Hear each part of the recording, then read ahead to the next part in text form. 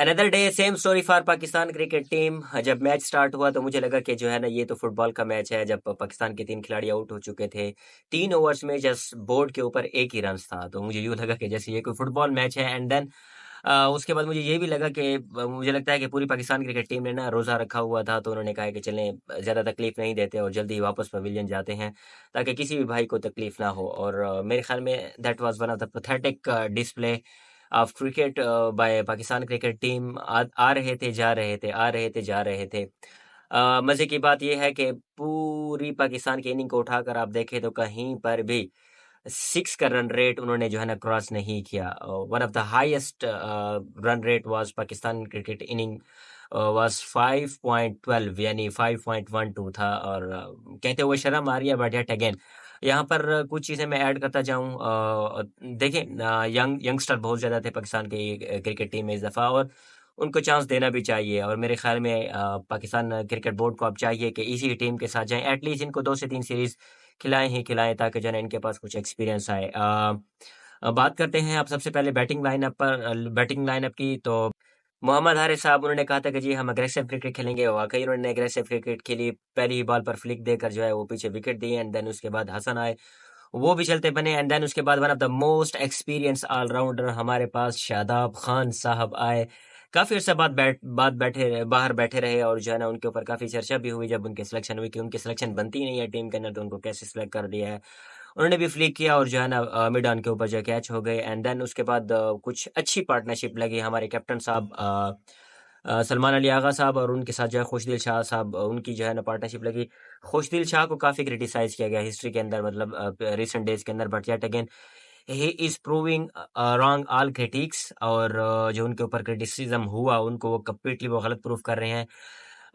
32 run score किए हैं just in 30 balls के अंदर। एंड उनके बाद जो है दूसरे जो हाईएस्ट स्कोरर थे वो थे हमारे कैप्टन साहब सलमान अली आगा साहब। उन्होंने 17 रन स्कोर किए हैं 22 बॉल के ऊपर। एंड देन उनके बाद जो अगला नंबर आता है वो जहां दाद खान का है। आई गेस उन्होंने जो है 14 रन स्कोर किए हैं इन 14 बॉल्स पर।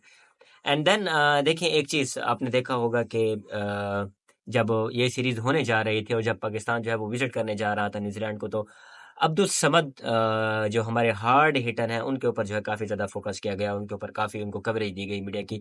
अगर आप मेरे यूट्यूब चैनल पर देखें तो मैंने बिल्कुल भी उनके ऊपर कोई एक वीडियो भी नहीं बनाई। देखिए, अगर एक बंदा जब जिसने किसी इंटरनेशनल कैरियर के अंदर आकर परफॉर्म ही नहीं किया, तो उसके बारे में कोई भी प्री वीडियो बनाना या उसके ऊपर कोई एनालिसिस करना, मेरे ख्याल में ये बेतुकी बातें हैं। और वही ही हुआ। मुझे तो उनके अंदर कोई पोटेंशियल नज़र नहीं है, बट ऑल दो अगेन मैं उनके ऊपर ज़्यादा मैं डिस्कशन नहीं करूँगा। मेरे ख्याल में उनको मज़ीद चांस मिलना चाहिए। जस्ट उन्होंने 7 रन स्कोर किए हैं और आई गेस 13 to 18 बॉल खेली हैं। तो overall that was such a poor display of batting bye Pakistan. अगर आप स्कोर कार्ड को देखें तो हार्डली मेरे ख्याल में 3 से 4 ही बैट्समैन हैं जिन्होंने जो है ना डबल फिगर के अंदर वो गए। ऑल दो बाकी जितनी भी टीम है हमारी, वो सिंगल फिगर के अंदर ही अपनी इनिंग को कंप्लीट कर पाई। न्यूजीलैंड की बॉलिंग की बात करते हैं तो उनके अंदर जो है सबसे पहले आते हैं काइल जेमिसन। बहुत ही ज़बरदस्त उन्होंने बॉलिंग करवाई है, 3 विकेट ली हैं और 8 रन दिए हैं और 18 डॉट बॉल्स कराई हैं। उसके बाद जो हाईएस्ट विकेट टेकर हैं वो हैं डफी, उन्होंने 4 विकेट्स ली हैं और 14 रन्स दिए हैं। और जितने भी बॉलर थे न्यूजीलैंड के, they have done a phenomenal job. किसी को भी ये नहीं कह सकते कि मार पड़ी, सिवाय ईश सऊदी के और माइकल ब्रेसवेल के। एंड देन उसके बाद जो है अगर न्यूजीलैंड की बैटिंग की बात करें तो टिम साइफर्ट, मैंने ऑलरेडी आपको बता दिया था जब न्यूजीलैंड की टीम की सिलेक्शन हुई थी। अगर आप मेरी वो वीडियो जाकर देखें तो क्या धोया है। मैंने आपको पहले भी कहा था कि he is one of the most aggressive batter of New Zealand team. आते हैं और आते ही चार्ज करते हैं। 44 रन उन्होंने स्कोर किया है जस्ट 28 to 29 बॉल्स के अंदर। एंड देन उसके बाद फिन एलन एज यूजुअल उन्होंने चार्ज किया। और मेरे ख्याल में होम कंडीशन भी उनको फेवर करती हैं और प्लस वो खेलते ही एग्रेसिव हैं। और यूं जो उनका जो चेसिंग रन रेट था वो मोर देन 9 था। और विद इन 10 ओवर्स 10.2 के अंदर जो है उन्होंने रन चेस किया। एक ही विकेट मिल सकी इब्रार को, वो भी लगी रहे कि बॉटम मैच लगा। अब बात करते हैं बॉलिंग की।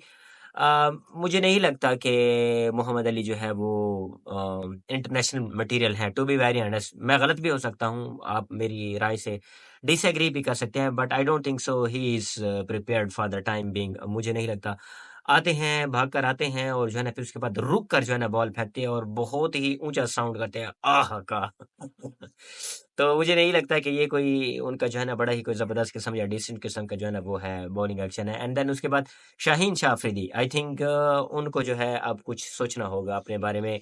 जिस तरह टिम साइफर्ड ने ना उनको कवर के ऊपर से जो है ना 4 लगाया, that was one of the pathetic delivery. आप इतने एक्सपीरियंस होकर इस किस्म की कैसे बॉलिंग करवा सकते हैं? और मेरे ख़्याल में ये उनके लिए एक रियलिटी चेक है। ओवरऑल देखा जाए तो wonderful performance by New Zealand in both department, bowling and batting. Batting में भी वो ट्रेमेंडस रहे, बॉलिंग के अंदर भी ट्रेमेंडस रहे। संडे अगेन पाकिस्तान के लिए जो है वो अच्छा नहीं रहा।